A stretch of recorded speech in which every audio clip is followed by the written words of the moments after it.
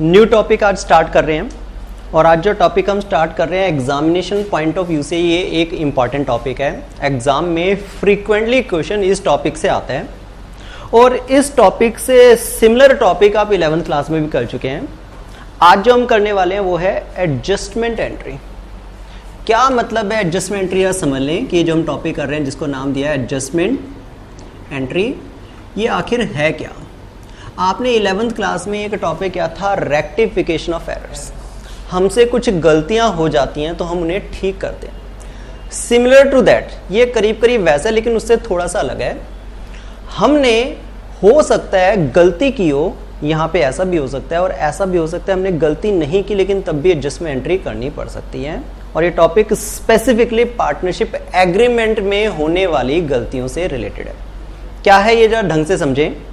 हमने एक चीज नोटिस की कि profit and loss appropriation account में हम नेट प्रॉफिट का डिस्ट्रीब्यूशन करते हैं। सबसे पहला हमारा टारगेट क्या होता है, नेट प्रॉफिट निकालना। नेट प्रॉफिट निकालने के लिए हम दो अकाउंट बनाते हैं। पहले ट्रेडिंग अकाउंट बनाते हैं जिससे ग्रॉस प्रॉफिट का पता चलता है, उसके बाद हम प्रॉफिट एंड लॉस अकाउंट बनाते हैं जिससे नेट प्रॉफिट का पता चलता है। नेट प्रॉफिट निकलने के बाद आपको क्या करना होता है, आप अपने पार्टनर से बोलते हैं भाई एग्रीमेंट की कॉपी जरा दिखा दो। उस कॉपी को पढ़कर उसमें जो क्लॉज होते हैं उसके अकॉर्डिंग आप पार्टनर्स में प्रॉफिट डिस्ट्रीब्यूट करते हैं। बट ऐसा भी तो हो सकता है आप कुछ क्लॉज का ठीक से मतलब ना समझ पाए और आपने जो एग्रीमेंट में टर्म्स एंड कंडीशन डिफाइन की गई थी बिल्कुल वैसे प्रॉफिट को डिस्ट्रीब्यूट नहीं किया। मतलब अगर आप पहली सिचुएशन जब एडजस्टमेंट एंट्री बनानी पड़ेगी, अगर आप पार्टनरशिप एग्रीमेंट को ठीक से नहीं समझ पाए या आपने पार्टनरशिप एग्रीमेंट के क्लॉज को ठीक से इंप्लीमेंट नहीं किया तो आपको उससे जो भी किसी पार्टनर को प्रॉफिट या लॉस हो गया है उसको एडजस्ट करने के लिए एडजस्टमेंट एंट्री बनानी पड़ सकती है, जिसे मैं बोल रहा हूं पार्टनरशिप एग्रीमेंट में जो भी आपने मिसअंडरस्टैंडिंग हुई है,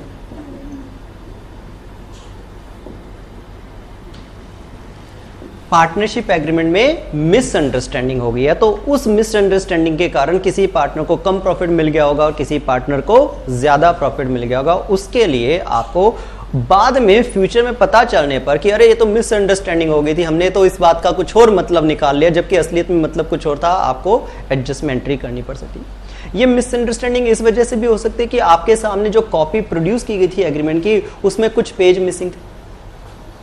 हो सकता है आपको एक कॉपी दे दी गई जिसके अंदर कुछ एक पेज कम थे जिनके ऊपर कुछ बातें लिखी थी, जैसे कि पार्टनर ने वैसे तय किया हुआ था कि हमारी P&L रेशियो 3:2 है और यह भी लिखा हुआ था कि हम अपने पार्टनर को सैलरी जो है वो 3000 पर मंथ देते हैं।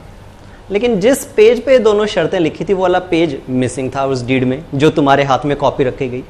अब बताओ अगर ये पेज मिस हो गया होगा तो तुमने क्या इसी हिसाब से प्रॉफिट को डिस्ट्रीब्यूट किया होगा? तुमने किस हिसाब से प्रॉफिट डिस्ट्रीब्यूट कर दिया? तुमने प्रॉफिट शेयरिंग रेशियो इक्वल लगा दी होगी पहली बात तो, इसको फॉलो ना करके उसकी जगह इक्वल कर दी। और क्या तुमने पार्टनर को सैलरी दी होगी? नहीं। और तुमने P&L एप्रोप्रिएशन बना के सामने रख दिया, कल को पता चला रहे तुमने तो ऐसा P&L एप्रोप्रिएशन बना दिया तो बताओ वो गलत हो गया नहीं हो गया? तो आपको उसको ठीक करने के लिए कोई एडजस्टमेंट करनी पड़ेगी या नहीं करनी पड़ेगी?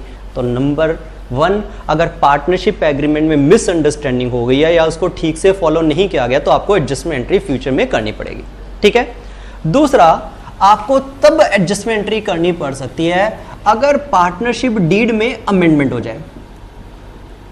अमेंडमेंट इन पार्टनरशिप डीड, और ये with retrospective effect, with retrospective effect हो।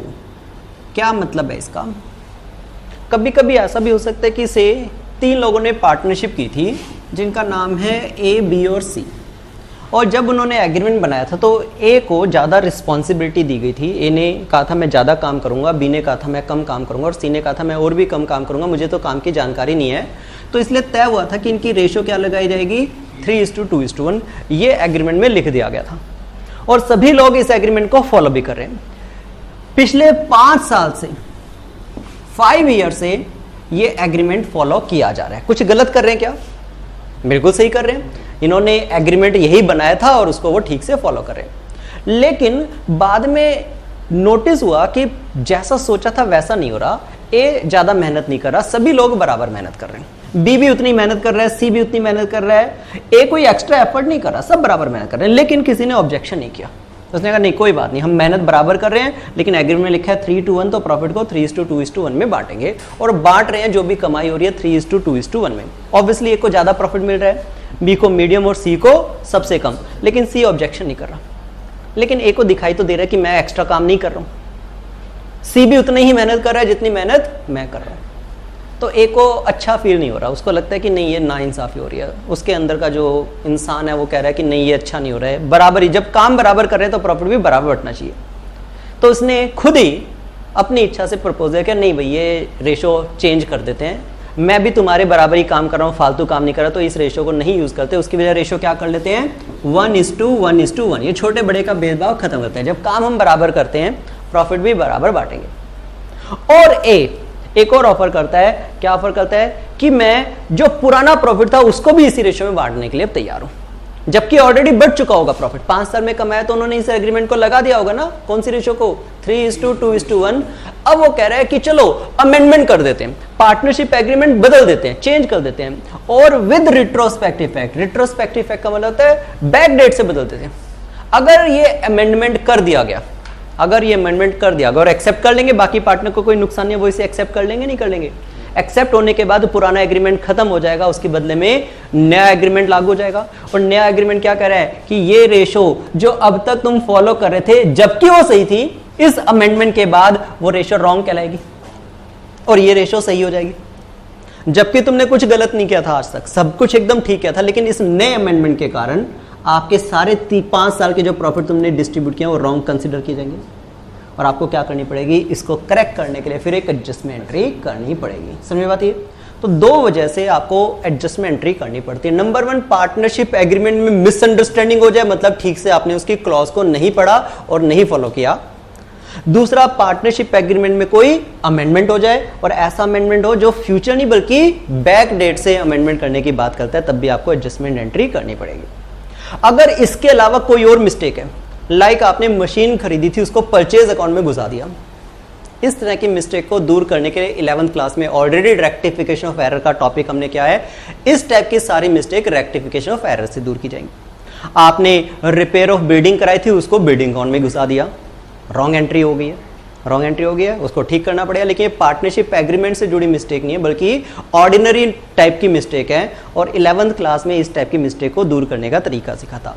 तो जो नॉर्मल मिस्टेक है उनको रेक्टिफिकेशन ऑफ एरर वाले चैप्टर से कवर किया जाएगा, और सिर्फ उन मिस्टेक को एडजस्टमेंट एंट्री से कवर किया जाएगा जो पार्टनरशिप एग्रीमेंट से जुड़ी हुई मिस्टेक है, ठीक है। और रेक्टिफिकेशन ऑफ एरर जो ओल्ड था वो अब आपसे नहीं पूछा जाएगा, अब आपके सामने जो भी मिस्टेक आएंगे वो पार्टनरशिप एग्रीमेंट के अंदर जो मिसअंडरस्टैंडिंग हुई है या अमेंडमेंट है उससे रिलेटेड आएंगी। अच्छा, एक चीज और इसके अंदर, यहाँ पे तुम देखोगे कि जब मिसअंडरस्टैंडिंग होती है तो जरूरी थोड़ी है कि एक ही क्लॉज को आपने मिसअंडरस्टूड किया हो सकता है 3-4 क्लॉज तुम भूल गए लगाना। एक पेज जिसके ऊपर इंटरेस्ट ऑन कैपिटल भी लिखा था, सैलरी भी लिखा था, कमीशन भी लिखा था, रेशो भी, एक ही पेज पे सारी बात लिखी थी, वही पेज तुम्हारे हाथ में नहीं आया, तुमने एक साथ 3-4 मिस्टेक कर दी होंगी। तो आपको यहाँ पर एडजस्टमेंट एंट्री, क्योंकि सारी की सारी जो आपको मिस्टेक हुई है वो पार्टनरशिप एग्रीमेंट से रिलेटेड हुई है। हमारे पास अगर एक से ज़्यादा मिस्टेक हो तो हम एक से ज़्यादा एंट्री बनाने की ज़रूरत फील नहीं करते, बल्कि क्या करते हैं, उन सभी मिस्टेक को ऐड कर लेते हैं। ए मिस्टेक से क्या हुआ, बी मिस्टेक से क्या हुआ, सी मिस्टेक से क्या हुआ, डी मिस्टेक से क्या हुआ, और उसका टोटल अमाउंट निकाल के एक ही एंट्री में उसे एडजस्ट कर देते हैं।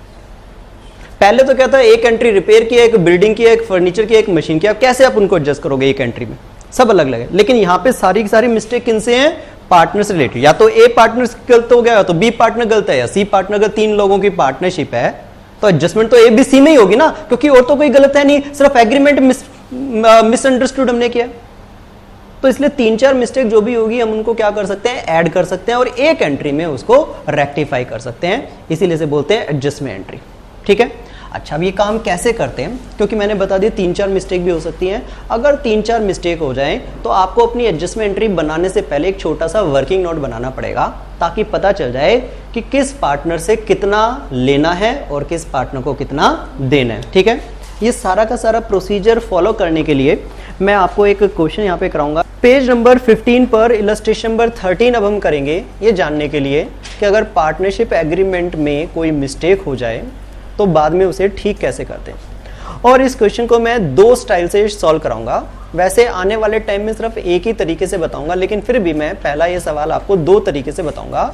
और मैं बता दूं, इसको कैलकुलेट करने के, इसको प्रेजेंट करने के दो नहीं बल्कि 4-5 और अलग तरीके भी हैं, लेकिन मैं नहीं चाहता कि वो सारे तरीके आपको बताए जाएं।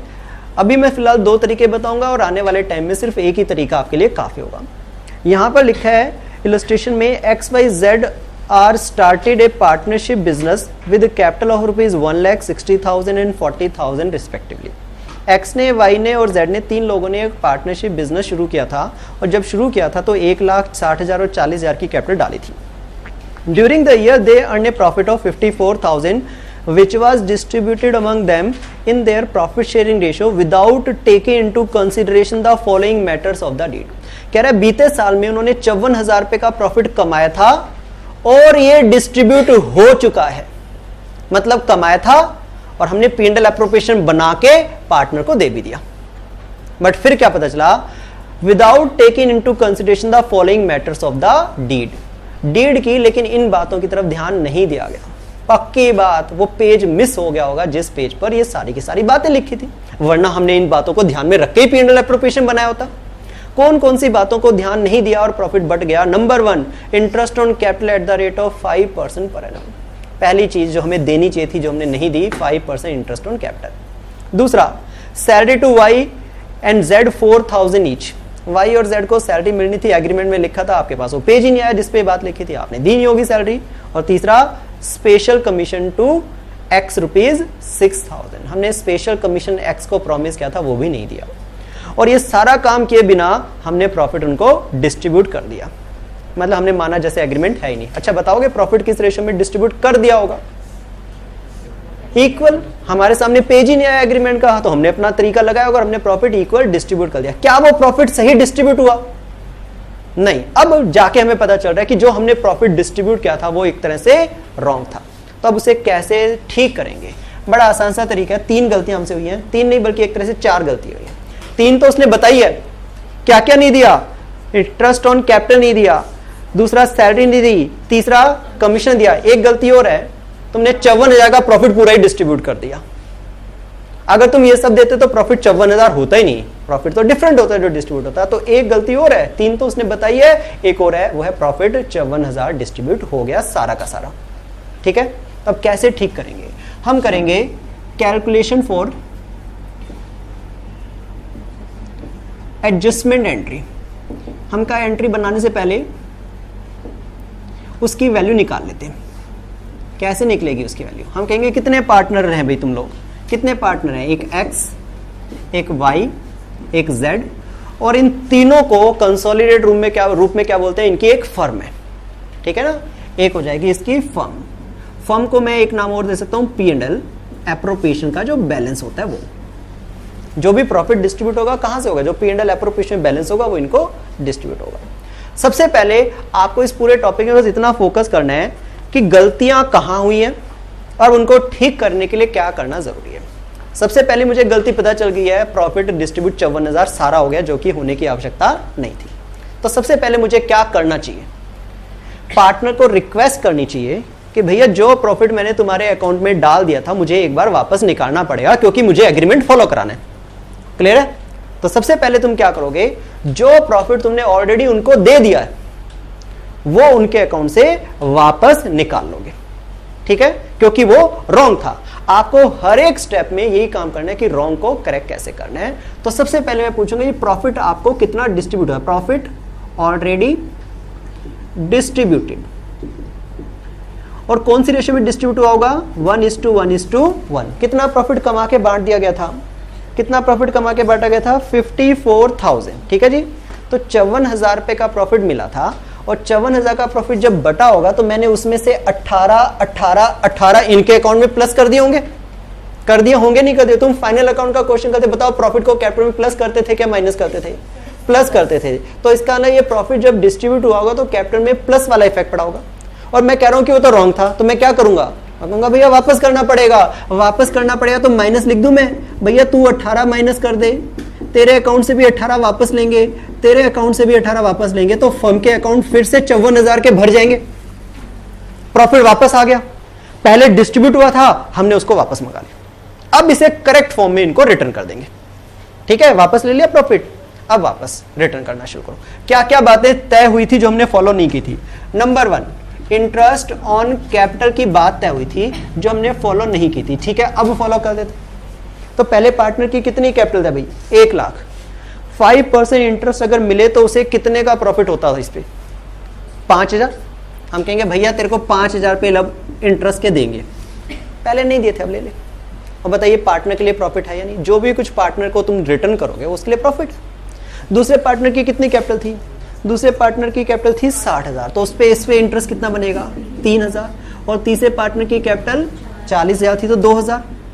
अगर तुम ये बांटोगे तो उन फर्म के पास बैलेंस ऑफ द प्रॉफिट कम नहीं हो जाएगा? 54,000 नहीं, उसमें से 10,000 पे कम बटेगा रेशो में, क्योंकि 10,000 तो तुम इंटरेस्ट दोगे, नहीं दोगे।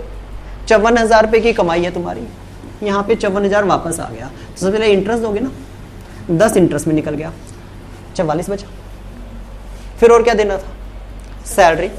चलो सैलरी का काम शुरू करते हैं। किसको कितनी सैलरी मिलनी थी?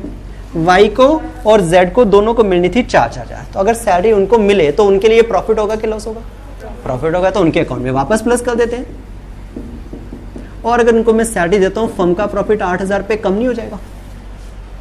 जो भी प्रॉफिट तुम्हारे पास टोटल अवेलेबल था उसमें से 8,000 रुपीज की क्या हो जाएगी? कमी हो जाएगी। तो आपने सैलरी भी दे दी, अब बचा हुआ प्रॉफिट थोड़ा रह गया होगा। और भी कुछ देना है? और भी था एग्रीमेंट में? हाँ जी, कमीशन। किसको? एक्स को कमीशन दे देते हैं। एक्स को देना है कितना? 6,000। क्या एक्स के लिए प्रॉफिट नहीं है ये? 6,000 कहां से मिलेगा? फर्म के P&L अकाउंट से मिलेगा, तो यहां से वो 6,000 रुपए का बैलेंस और कम हो जाएगा। क्लियर है? और भी कुछ मिलना है? बैलेंस प्रॉफिट कौन देगा? आपको दोबारा निकालो कितना बैलेंस तुम्हारे पास बचा रह गया। इतना तो तुमने बांट दिया, और अभी तक इसको कितने पैसे मिल चुके हैं? इसके अकाउंट में 11,000 पे प्लस और 18,000 पे माइनस। अभी का बैलेंस जो फिलहाल है वो माइनस का 7,000 है, लेकिन अभी ध्यान रखना अभी प्रॉफिट भी मिलना है। अभी इसके अकाउंट में बैलेंस कितना हो गया? 18,000 माइनस का है और 7,000 प्लस का है। माइनस का 11,000 चल रहा है अभी तक का टोटल, ये मैं टोटल कर रहा हूँ। इसके अकाउंट का टोटल कितना चल रहा है? इसमें 12,000 माइनस का चल रहा है, लेकिन फर्म के अकाउंट में अभी भी प्रॉफिट पड़ा हुआ है, खत्म नहीं हो गया। 54,000 रुपए की कमाई हुई थी, हमने उसमें से 10,000 एक बांट लिए और 14,000 दूसरे बांट दिए, तो बाकी बचा 30,000। 30,000 बचा। बताइए इस प्रॉफिट का क्या करेंगे? ऐसे ही छोड़ देंगे? तुम फाइनल अकाउंट का क्वेश्चन करते हो, लास्ट में जो बच जाता है, कमीशन भी दे दिया और लास्ट में बचा 30,000। इस 30,000 को क्या करोगे? आप लोग सारे पार्टनर में डिस्ट्रीब्यूट कर देंगे। तो लास्ट में कहेंगे जी प्रॉफिट एडजस्टमेंट भी करेंगे, जो लास्ट में बैलेंस प्रॉफिट बचा, और कौन सी रेशियो में डिस्ट्रीब्यूट करेंगे? इक्वल। तो इसको और कितने पैसे मिलेंगे? अभी 10,000 और 10,000 और 10,000, और हमने सारा का सारा जैसे उनसे 54 वापस लिया था, सेम सारा का सारा 54,000 वापस उनको रिटर्न भी कर दिया। कर दिया कि नहीं कर दिया? ले लिए थे एक बार के लिए, लेकिन वापस इनको फिर मिल गए पैसे। नेट बैलेंस क्या बचा? नेट बैलेंस इधर देखोगे तो 3,000 पे इसके बढ़ गए, इधर 1,000 पे कम हो गए, इधर 2,000 कम हो गए, और फर्म में कुछ भी नहीं बचा। फर्म में कभी कुछ बचता नहीं है, छोड़ते खाएं फर्म में कुछ। जो भी कमाई होती है सारी की सारी पार्टनर अपने घर ले जाते हैं। तो हमने कमाई जरूर उनसे वापस ली थी, लेकिन अपने पास रखने के लिए नहीं थी, इन्हीं लोगों को लौटाने के लिए दी थी। हमने गलत बांटा था इसलिए पहले वापस ले लिया, और उसके जो जो सही टर्म्स एंड कंडीशन थे उसके हिसाब से वो वापस उनको रिटर्न कर दिया। अल्टीमेट क्या हुआ? अल्टीमेट 3,000 पे एक्स को कम मिले होंगे। ये जो रॉन्ग हमने प्रोसीजर फॉलो किया था उससे 3,000 कम मिले थे। फाइनल रिजल्ट है इसको 3,000 पे बढ़ा के देने चाहिए थे। और ध्यान रखना फाइनल हमारे अकाउंटेंसी के अंदर जिसको प्रॉफिट होता है उसको हमेशा क्रेडिट साइड में जगह दी जाती है, और जिसको लॉस होता है, अब ये सही काम करने से इसको प्रॉफिट होगा 3,000 का, क्योंकि जो पहले मिला था और जब मिला उसमें 3,000 का प्रॉफिट उसका बड़ा हो गया। लेकिन इन दोनों को नुकसान उठाना पड़ेगा। ध्यान रखना, तो मिस्टेक के कारण हुआ था, किसी को फायदा और किसी को नुकसान, गलतियों को ठीक करने से जरूर होता है। ठीक है, आपने जो काम निकाला बस इसी को अब जर्नल एंट्री के फॉर्मेट में एग्जामिनर के सामने रख देंगे। कैसे लिखेंगे? जर्नल एंट्री बनाएंगे जिसमें बोलेंगे कौन डेबिट होने वाले हैं? Y. Y is capital account debit, कितना? 1,000, और जेड्स कैपिटल अकाउंट डेबिट कितना? 2,000, और कौन क्रेडिट हो जाएगा? X capital account credit ₹3,000। Ratio में लिखेंगे being adjustment entry made for mistakes in implementing partnership agreement. Clear है बात? कोई दिक्कत, कोई परेशानी? अच्छा, इसी क्वेश्चन का एक और परफॉर्मा है, वैसे जरूरत नहीं है उस परफॉर्मा की, बट फिर भी मैं डिस्कस कर लेता हूं क्योंकि आपकी बुक्स में वो गिवन है। जस्ट बिकॉज आपकी बुक्स में गिवन है इसलिए, अदरवाइज कोई जरूरत नहीं, मेरा आंसर आ चुका है। आपकी बुक्स में जितने भी मैंने ये प्लस और माइनस लिखे ना, उसकी बजाय उन्होंने डेबिट एंड क्रेडिट का फॉर्मेट यूज किया गया। इससे तो कोई फर्क नहीं पड़ने वाला। जिसे भी मैं यहां पे प्लस बोल रहा हूं, देखो यहां पे लास्ट में प्लस था तो मैंने इसे क्या माना, प्रॉफिट हो गया भाई तेरे लिए, और प्लस का मतलब मैंने क्या दिया उसे, क्रेडिट। आखिर में मैंने प्लस और माइनस को डेबिट और क्रेडिट में बदला। आपकी बुक में जो प्रोसेस में शुरू से वो डेबिट और क्रेडिट है, इससे कोई फर्क पड़ेगा? जितने भी ये माइनस है मुझे क्या लिखना पड़ेगा, ये डेबिट है और ये क्रेडिट। फिर ये क्या हो जाएंगे, ये क्रेडिट हो जाएंगे और ये डेबिट हो जाएंगे। ये क्रेडिट है, ये डेबिट है, ये डेबिट है, ये क्रेडिट है, इससे कोई फर्क पड़ेगा? आपकी बुक में डेबिट और क्रेडिट को यूज किया गया, ये डेबिट और क्रेडिट। अच्छा, एक पहले से ही बता दूं क्योंकि स्कूल में कई बार ऑब्जेक्शन कर दिया जाता है कि भाई ये तुम डेबिट क्रेडिट ही यूज करोगे, प्लस माइनस यूज नहीं करेंगे। डेबिट क्रेडिट यूज करना है, प्लस माइनस यूज नहीं करना है। पहली बात, ऐसे फोर्सफुली कहना रॉन्ग है। आपको लिबर्टी मिलनी चाहिए, आप कैसे अपना आंसर निकालना चाहते हैं। सवाल जो क्वेश्चन में लिखा हुआ है, जरा एक बार क्वेश्चन में देखना क्या सवाल लिखा हुआ है, क्या करने के लिए बोला गया है। तीनों एडजस्टमेंट के बाद लिखा है, you are asked to prepare single journal entry to rectify the above mistake, working note should also be shown clearly. आपसे सवाल पूछा गया भी एक सिंगल जर्नल एंट्री से सारा काम ठीक करना है और वर्किंग नोट आप क्लियरली बनाएंगे। सवाल सिर्फ इतना है, सॉल्यूशन सिर्फ इतना है। ये जो मैंने किया है ये क्या है, वर्किंग नोट है। वर्किंग नोट बड़ा बन गया, ठीक है मैं मानता हूं वर्किंग नोट बड़ा बन गया, लेकिन आपने सवाल पूछा है कि एक सिंगल एंट्री बनाइए और उसमें सारी की सारी वर्किंग कीजिए। मैंने एक सिंगल एंट्री ही आपको बना के दी है। इंटरनली मैंने कैसे बनाई है, मेरी लिबर्टी। आपने तो उसमें नहीं लिखा कि डेबिट क्रेडिट ही यूज करके वर्किंग नोट बनाना। अच्छा, अब ये भी बताता हूं टीचर ऑब्जेक्शन क्यों करते हैं और उसके लिए क्या वो लॉजिक क्या देते हैं कि क्यों प्लस माइनस हम एक्सेप्ट नहीं करेंगे। वो कहते हैं अकाउंट्स में डेबिट क्रेडिट चलते हैं, प्लस माइनस नहीं चलते हैं, तो इसलिए तुम्हें वर्किंग नोट बनाते वक्त भी किसका यूज करना चाहिए। आप प्लस माइनस अगर यूज करोगे हम नंबर काट लेंगे, और टीचर नंबर काट लेते हैं, लिटरली नंबर काट लेते हैं। तो तुम उस समय अपने टीचर से पूछ सकते हो कि सर एक्सेप्टेड, प्लस माइनस नहीं चलते, डेबिट क्रेडिट चलते हैं, तो क्यों आप 11th क्लास में डेप्रिसिएशन बैलेंस शीट में से लेस करके कराते थे? क्यों आप जब आउटस्टैंडिंग सैलरी की एंट्री आती थी तो ट्रेडिंग अकाउंट में ऐड कराते थे, प्लस कर दो वेजेस, तब आपने क्यों नहीं हमें बताया कि डेबिट क्रेडिट करना? क्या वहां पे प्लस माइनस अलाउड था? और एक और, क्यों नहीं ओपनिंग कैपिटल निकालते वक्त आपने डेबिट क्रेडिट का इस्तेमाल किया? ओपनिंग कैपिटल निकाली अभी थोड़ी देर पहले मैंने निकाली है, प्लस माइनस करके निकाली है या डेबिट क्रेडिट करके निकाली है? वो अकाउंट्स के अंदर नहीं आता है। वहां पे पूछा था इंटरेस्ट ऑन कैपिटल, मैंने वर्किंग नोट बनाया, लास्ट में तो इंटरेस्ट, ये तो वर्किंग नोट है, मेरी राइट, मेरी मर्जी। और वैसे मैं बता दिया प्लस माइनस से डेबिट क्रेडिट बदलना कोई मुश्किल काम नहीं है, लेकिन मेरे को राइट होना चाहिए ना, मैं क्यों गलत चीज को एक्सेप्ट करूं? आखिर में मैंने आपको जवाब आपके फॉर्मेट में दिया है। मैंने यहाँ पे डेबिट क्रेडिट लिखा है, मैंने प्लस माइनस नहीं लिखा है, जर्नल एंट्री का फॉर्मेट फॉलो किया। और डेबिट क्रेडिट मस्ट है तो ओपनिंग कैपिटल भी डेबिट क्रेडिट से निकल सकती है, पता है आप? वहां पे तो नहीं बोलते टीचर की भाई जी डेबिट और क्रेडिट यूज करना, जो भी क्रेडिट कर रहे हैं वो हमेशा प्लस होता है और जो भी माइनस कर रहे हैं वो डेबिट होता है। ओपनिंग कैपिटल में भी लग सकते हैं, ठीक है? तो मैं आपको तरीका बता दिया, मेरी तरफ से फोर्स नहीं है कि आप इसमें डेबिट क्रेडिट करें, आपकी मर्जी, डेबिट क्रेडिट करना है तो डेबिट क्रेडिट करें और प्लस माइनस करना है तो plus minus, choice is yours, ठीक है? मेन पॉइंट समझ में आ गया क्या करना है? हमसे गलती हुई है उसको ठीक करना है, ठीक करने के लिए जो भी सही इफेक्ट होगा वो लेंगे। सबसे पहले प्रॉफिट सारा वापस ले लिया, उसके बाद जो एग्रीमेंट की कंडीशन थी इनको फुलफिल कर दिया।